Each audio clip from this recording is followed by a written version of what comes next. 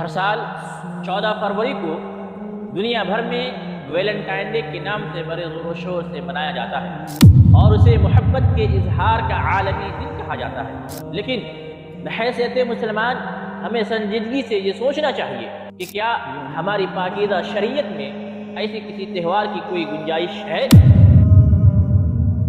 حقیقت یہ ہے کہ اسلام حیا، عفت، پاکیزگی اور پاک دامنی کا دین ہے۔ شریعت مطہرہ نے نہ تو کسی ایسے دن کی اجازت دی ہے اور نہ ہی اس طرز محبت کو قبول کیا ہے جو اخلاقی حدود کو پامال کرے اور بے راہ روی کو فروغ دے۔ در حقیقت یہ تہوار غیروں کی اندھی تقلید اور مشابہت ہے، جس کے بارے میں نبی کریم صلی اللہ علیہ وسلم نے فرمایا، من تشبہ بقوم فہو منہم، جس نے کسی قوم کی مشابہت اختیار کی وہ انہی میں سے ہے۔ اسی طرح نبی کریم صلی اللہ علیہ وسلم نے غیر محرم پر بری نگاہ ڈالنے کو بھی آنکھ کا زنا، آنکھ کی بدکاری قرار دیا ہے۔